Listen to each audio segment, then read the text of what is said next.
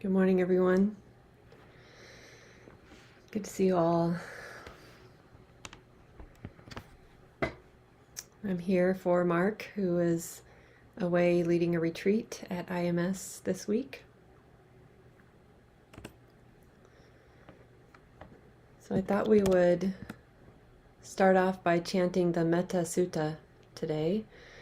And I've just posted, you can either just listen to me if you want to. I'll chant that. I can't guarantee I'll carry a good tune, but I will chant it and it will come from the heart. But if you'd like to chant along with, you can click on the link to the Google Doc that I just put in the chat. I'll do it again. That should open for you. And these are some of the chants that we often use for Wednesday nights, if you've come to the Wednesday night practice group before. And you'll see, I think on page 3 it is. Yeah, the bottom of page 2 and page 3. This is the Buddha's words on loving kindness.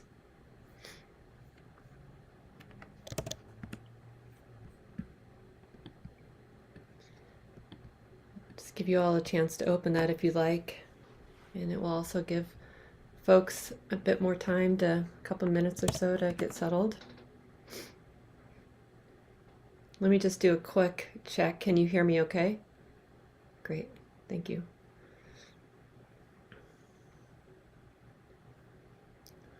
And so after we chant, we'll just go right into our sit, which will guide us a little bit.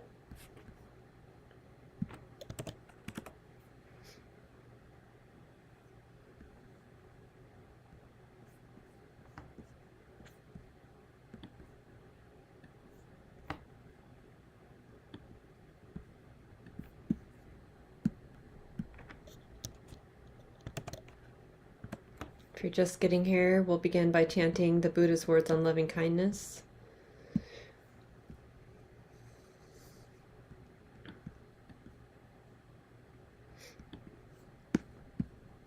All right.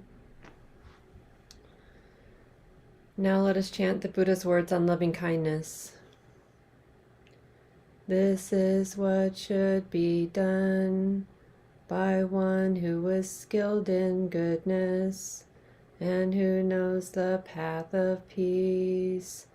Let them be able and upright, straightforward and gentle in speech, humble and not conceited, contented and easily satisfied, unburdened with duties, and frugal in their ways, peaceful and calm, and wise and skillful, not proud and demanding in nature.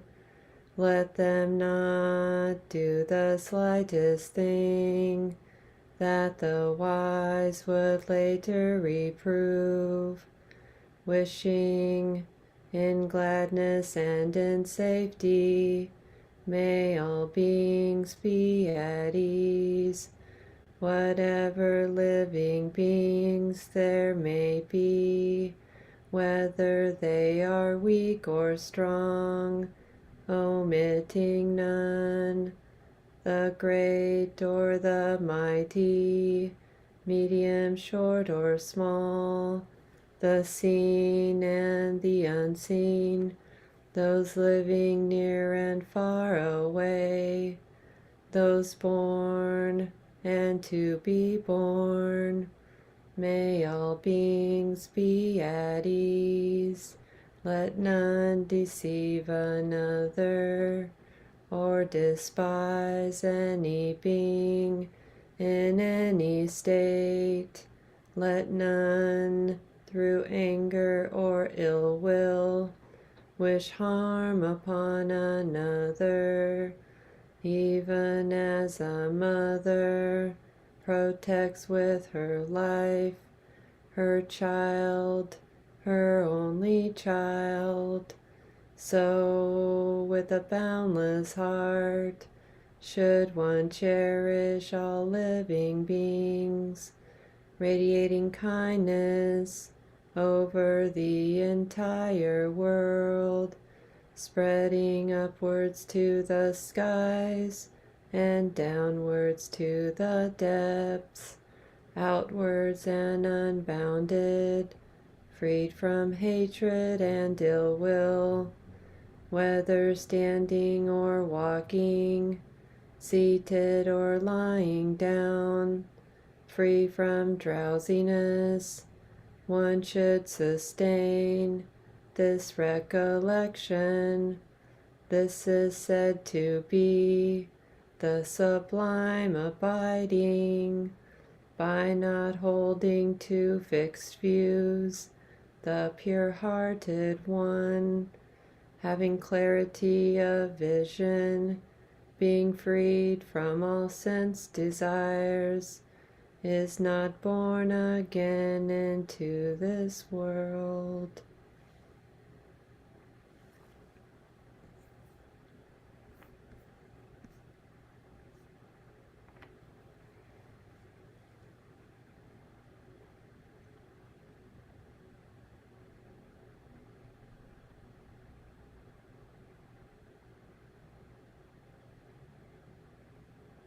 Inviting the words to settle deep in the heart.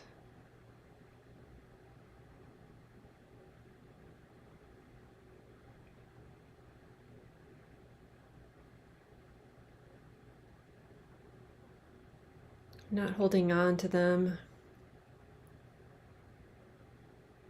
just letting them wash over.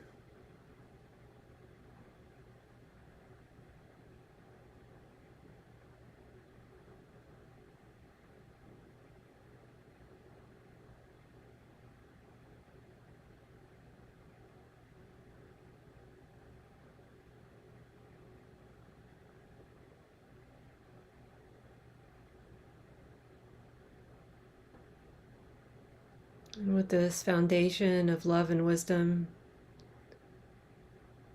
we can connect just by feeling into the body.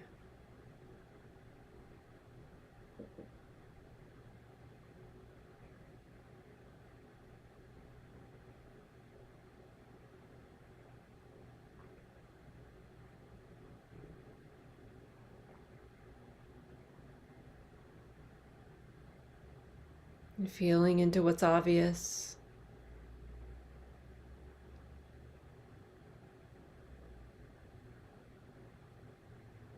Perhaps the heaviness.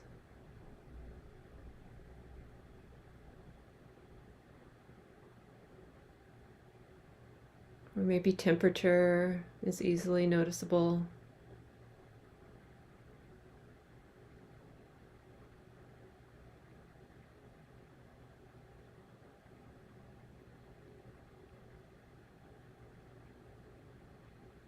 It doesn't so much matter the what,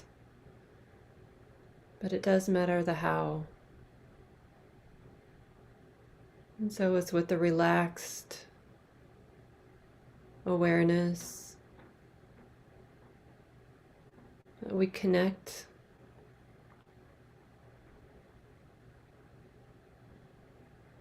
and linger.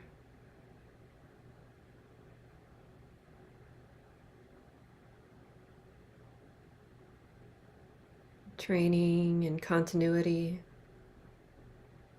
training in intimacy.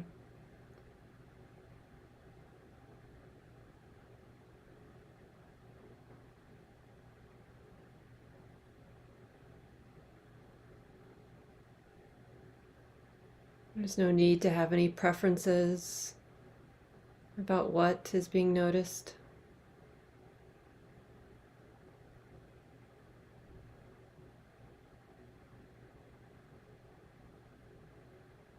But it's important to recognize the relaxed and inclusive way that the noticing is happening.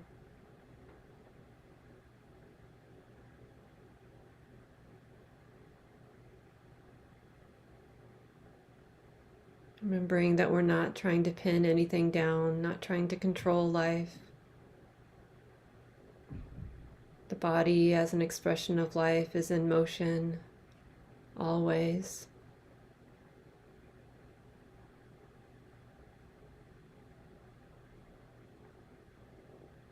The body, its current expression is a result of all the previous moments.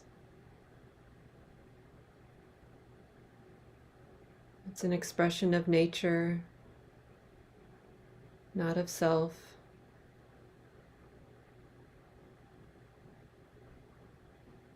And these misunderstandings can be painful. And so we can just practice being relaxed, inviting everything to move as it is.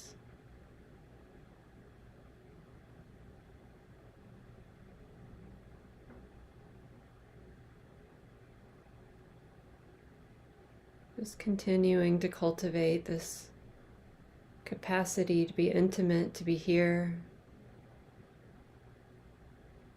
to settle, to linger.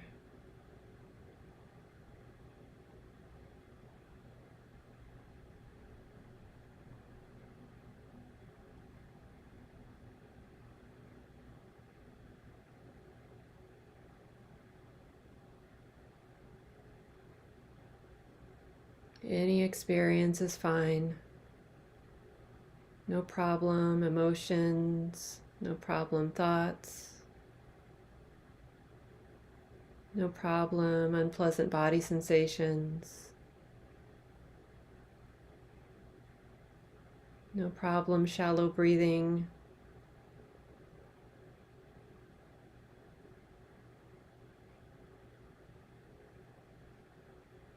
Everything is changing. Everything is nature.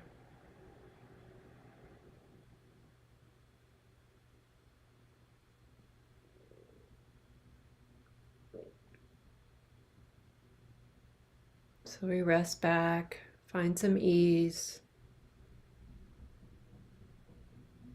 and watch, observe.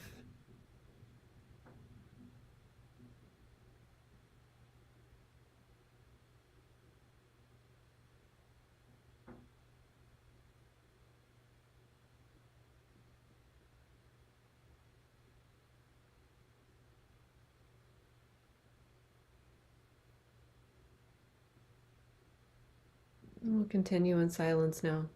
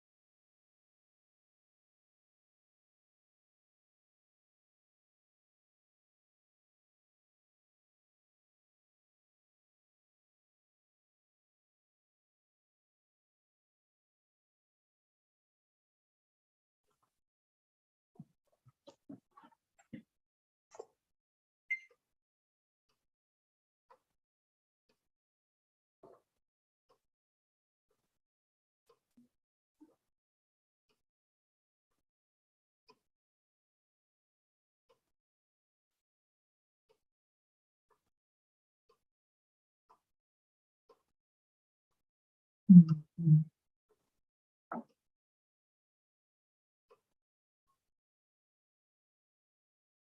Mhm.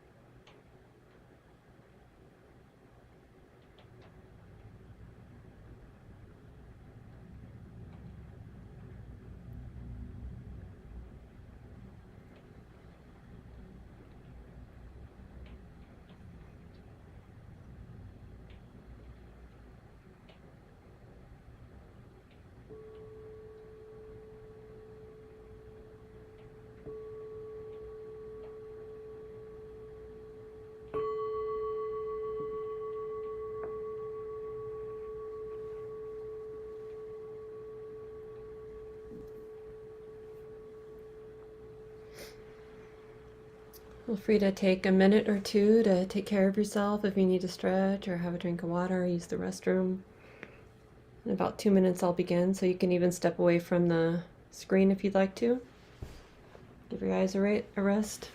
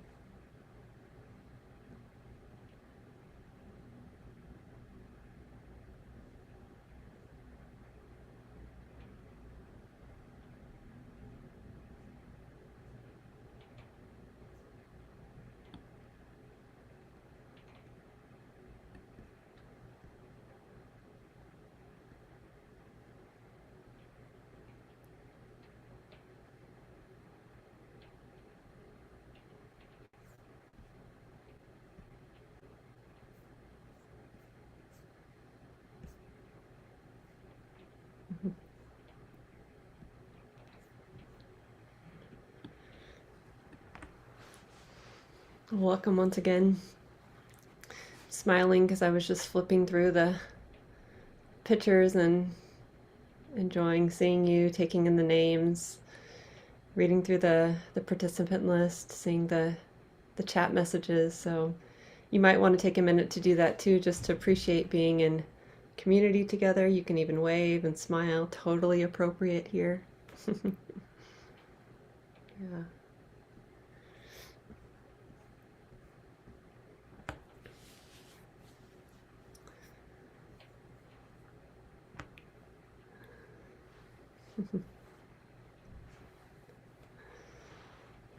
So it's Mother's Day. Happy Mother's Day to all you mothers out there. And yeah, Mother's Day is a day to honor the complexity of motherhood and the parent-child relationship. And so really just feeling into that, just a celebratory day for some and maybe a day of grieving for others. And just to honor the complexity among us, mothers who have lost children and mothers who have lost their own mothers, kinship caregivers, people who want to conceive and can't conceive. Yeah, so just really pausing and taking it all in and appreciating that most of the time our life is more complex than it seems, right?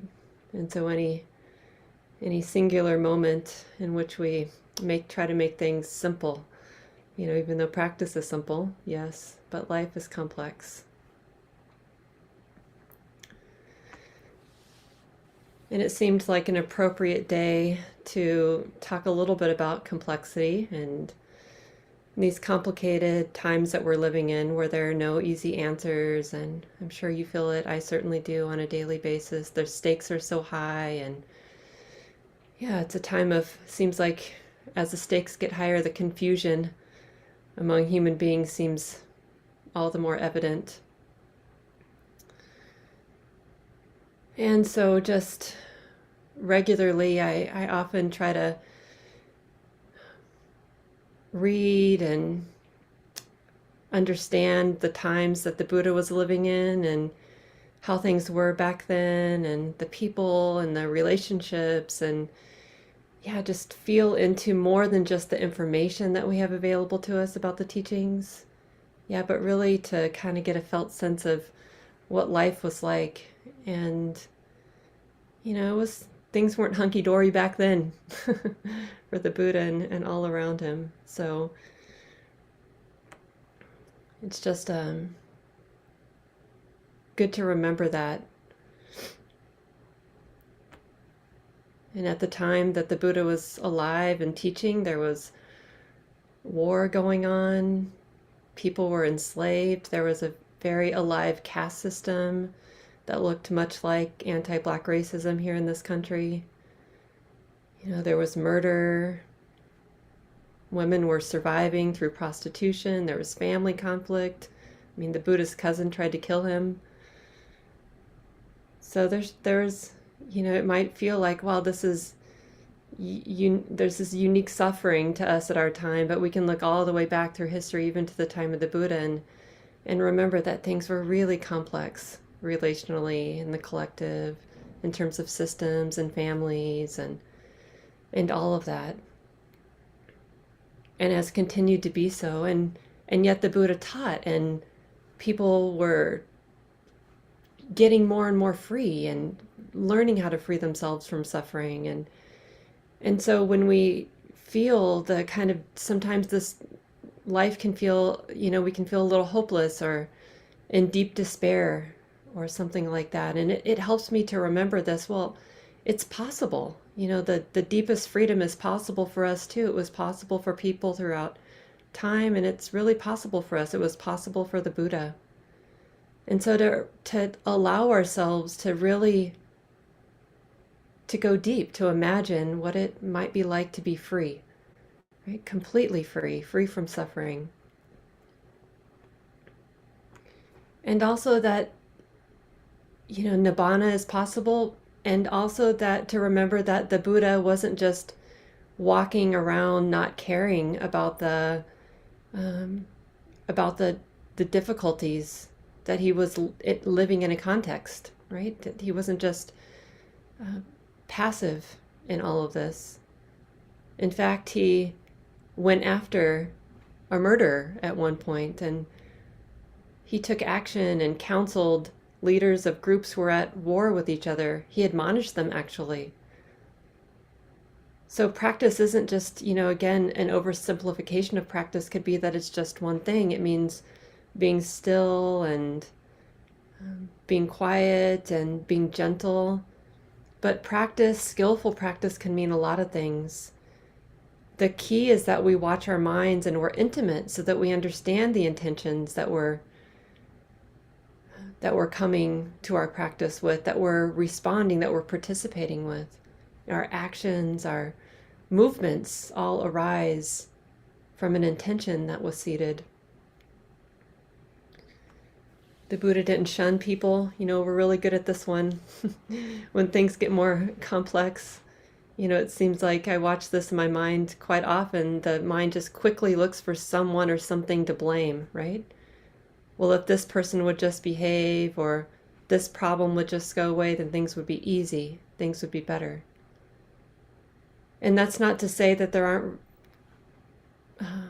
circumstances worth really caring about, but it's also not true that things will just be better if something magically goes away, right?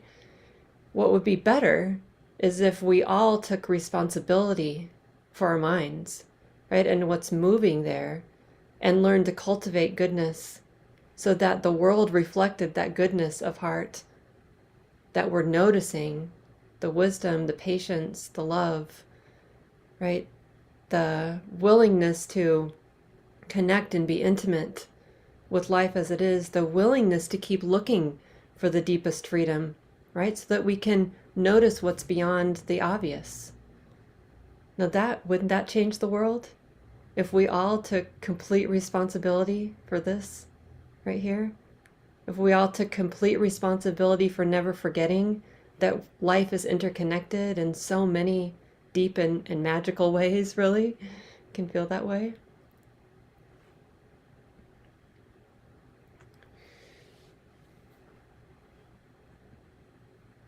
And so as we dig into this life that we're living in, dig into understanding practice and the Buddhist teachings, we can remember that, with a kind of strength of heart and a kind of conviction or faith, that, wow, this is important. What this heart, what this embodied experience seeds is really important. It actually contributes to the world that we're seeing now. And then we can take the Buddha's example in so many ways, in the way he really brought people in, the way he didn't shun people, the way he met moments and participated skillfully and wisely in the middle of all kinds of things. And two of my favorite stories came forward when I was remembering that it's Mother's Day today. These two stories of women who experienced a lot of loss. And one is Patakara, this person, this woman who lost her, in a very short amount of time. She lost her children and lost her husband and lost her family, right? And the grief was just unbearable to her. And she, well, in the suttas, it's said that she went mad. And I think there are better words to describe that, probably what she was going through at the time, but had some deep emotional challenges, right? And she found the Buddha. She was naked and wandering through the streets, and she found the Buddha, and some of the people around the Buddha were trying to protect him, like, oh no, get her away from here. And he was like, no, give her some clothes, give her some food, right? And it's a powerful story for me, not just of the Buddha's response, but,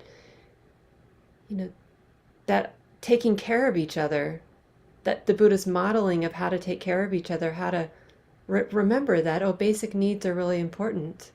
And it's possible to support each other in this way, and that's also good practice. That no human being is discardable.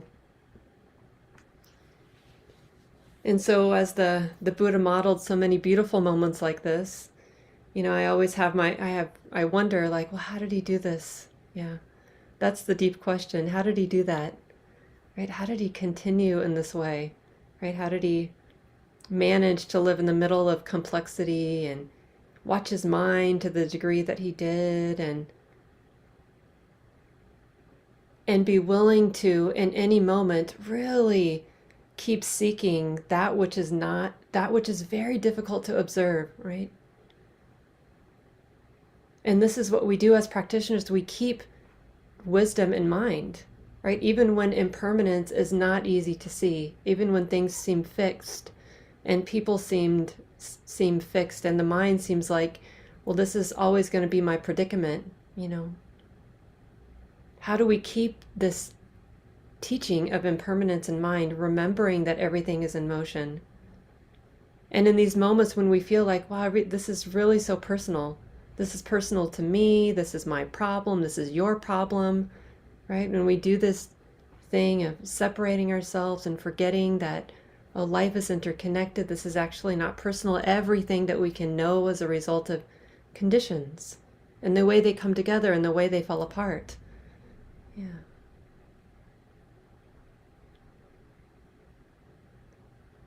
And keeping these deep truths in mind, even when they feel hard to observe, even when it seems like, oh, that's not the way it is right now, right? That's a kind of ignorant or deluded response of the mind that's only there for protection, so we don't have to even pretend that things feel impermanent when they don't, right? We can just admit, oh, wow, yeah, that feels like this, and still have that wisdom that's lurking in the background, like, oh, maybe not, sweetie. Maybe there's something that's hard to observe, but is really true.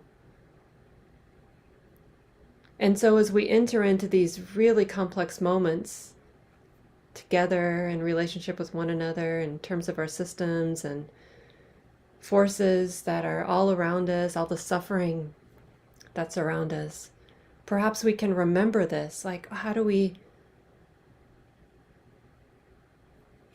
find the faith to keep looking for something that might be worthy of placing the heart upon? This is one definition of faith. What's worthy of placing the heart upon? In this moment, things feel unresolvable and oppressive and worthy of despair or rage. And yet what's worthy of placing the heart upon right now is there's something beyond what's obviously observable that will guide us and help us.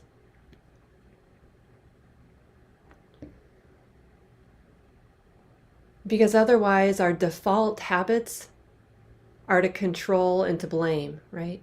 And that never really serves us well. Because control is a kind of bypass to intimacy, and it actually disconnects us from the heart. And so the antidote to be able to live skillfully is to be able to find intimacy in any moment. Expecting others to change in order to make us happy is a real trap.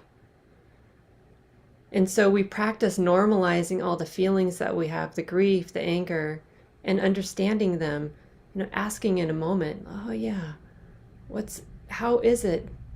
How can I relate to this? Is it possible to see more deeply than what is observable right here? The oppressive nature of this emotion, right? What else is helping me be here in this moment? What can I rely on? What kind of wisdom, what kind of compassion is available?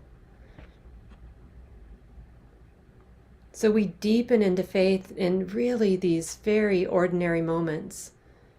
And it's in these ordinary moments that we can feel our common humanity. And it helps us. It helps us in more complex moments, right? And even in those moments when we feel swept off our feet by the oppressive nature of life.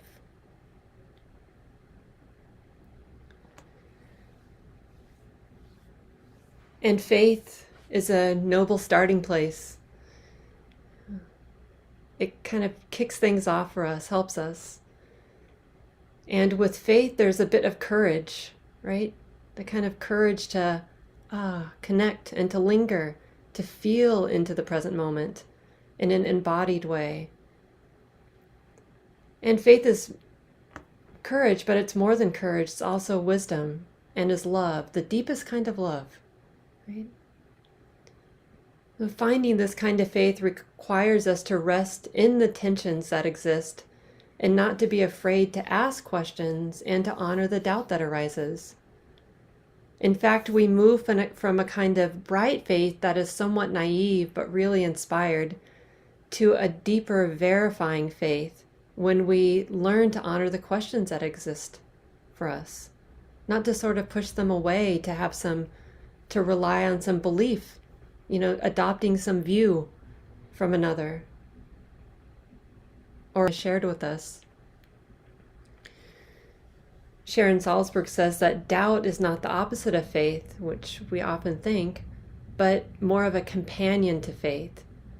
So sometimes our questioning will cause us to, really doubt something, doubt the possibility of love, or doubt the strength of love, or to doubt that wisdom will really meet me here or meet us here.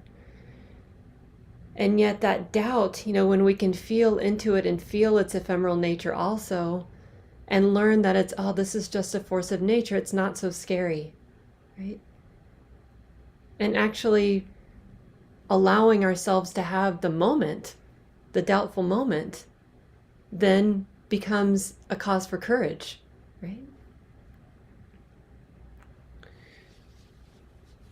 There's in one of the scriptures, the Buddha is talking to a group of people, and they've had a lot of spiritual teachers come through, and they're a bit confused. So they're asking the Buddha, well, you say this and they say this, and all sounds kind of the same, and how can you help us? What's really true? And this is what the Buddha says to them.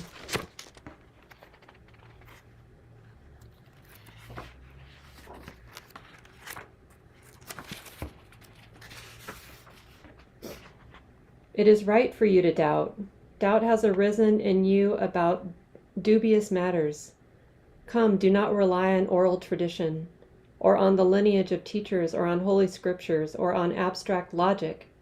Do not place blind trust in impressive personalities or in venerated gurus. but examine the issue for yourselves. When you know for yourselves that something is unwholesome and harmful, then you should reject it. And when you know for yourself that something is wholesome and beneficial, then you should accept it and put it into practice. And so how do you know? How do you know? Well, we know because we feel, right? And when that question arises for you as it does for me, well, how did the Buddha do that?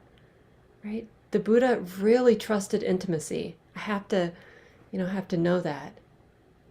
And so I really trust intimacy too. Right? Trust that what we learn when we dare to really connect and to not deny life, but to actually feel into it, to let it move through us, is a really beautiful way of learning.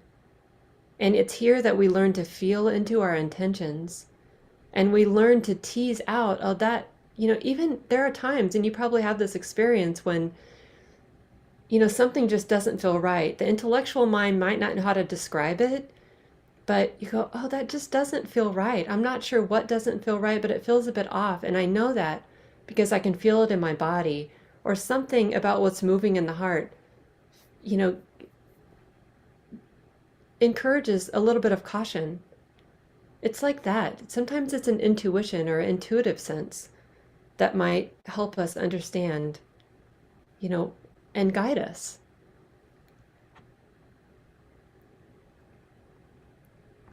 So this sutta, I believe, is more than just a teaching about verifying faith, trusting our own deep experience, but also about trusting the depth of intimacy. Because it's through intimacy that we actually learn something. We feel into, in more and more subtle ways, what's moving. We learn to attune to each other, right? And so we can pick up on cues like, oh, this person is struggling, or let me see if I can offer something that might be supportive in this moment, right? We learn how to be a little more skillful in our relationships.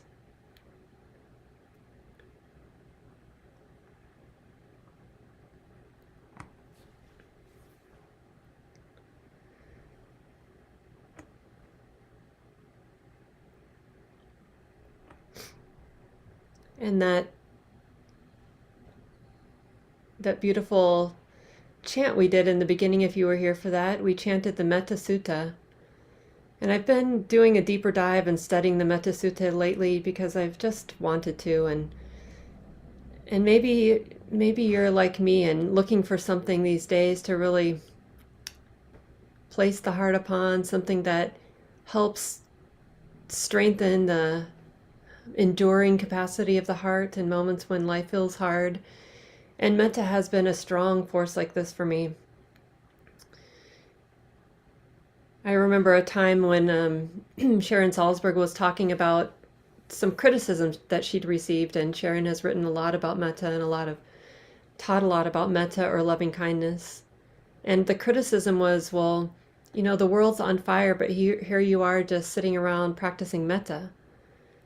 And her response was so beautiful. Well, there's sitting and practicing metta is really only one way to practice metta.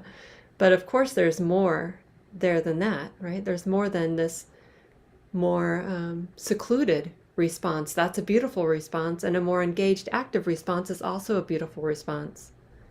And one of the things I love about the Buddhist path is that it's really integrated, right? So again, that question, well, how did the Buddha do that? He's really integrated, right?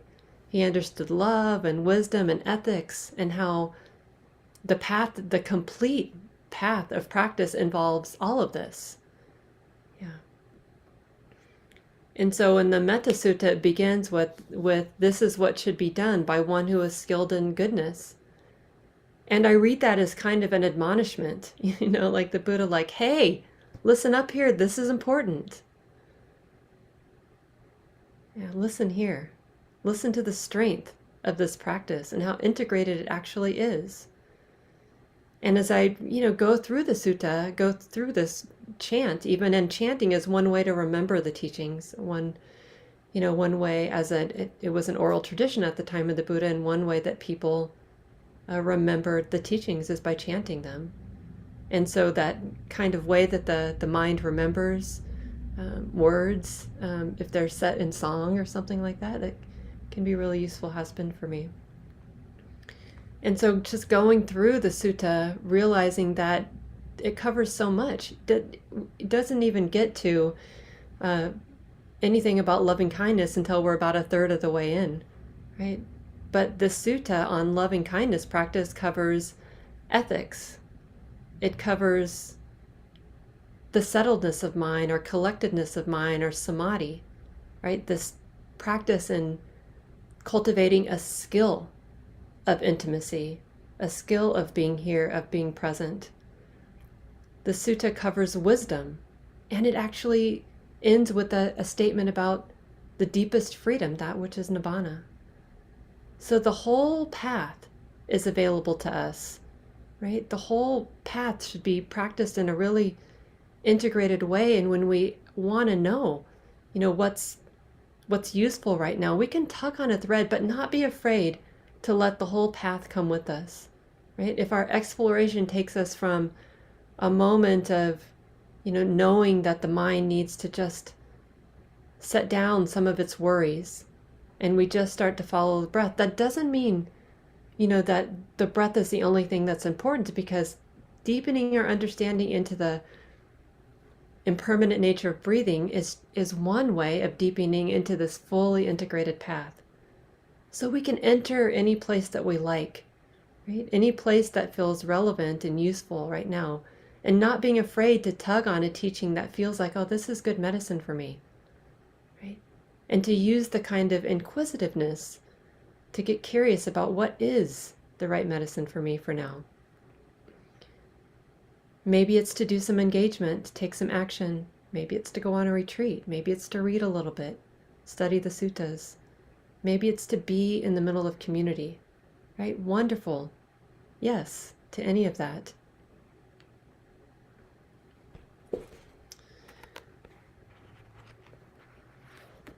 There's another wonderful book, this I've mentioned before. It's called Time to Stand Up and Engage Buddhist Manifesto for Our Earth. The Buddha's Life and Message Through Feminine Eyes, written by Tanisara, a wonderful teacher who spent, I think, many years, I'm just going to say many years in robes, I think more than 10, but I'm not sure about that, so don't quote me.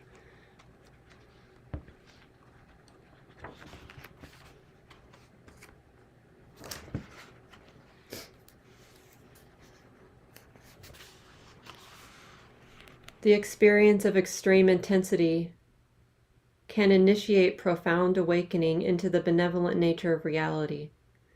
We would not wish for great suffering or dangerous situations, but when they appear, there is opportunity and potential. The opportunity is always to understand that ultimately, love is both the highest truth and our deepest nature. At this moment of our evolutionary journey, we face the most terrible challenges.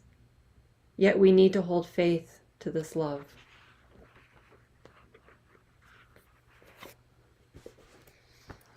So on this day of the complex realities of the parent-child relationship, and, as we all find our way through intense and complex challenges in the collective, maybe these words we can receive them as balm, and we can receive the teachings and the many ways that they arise for us as balm also, and not be afraid to have questions and to even receive doubt, because it's here that we find our way, right? We learn to rest the heart upon. It's a learning. We learn to rest the heart upon something that's deeply reliable. So that's it for tonight, or this morning, I guess, or maybe night, wherever you are. Thanks, friends, for your listening, for being here, and for your practice, as always.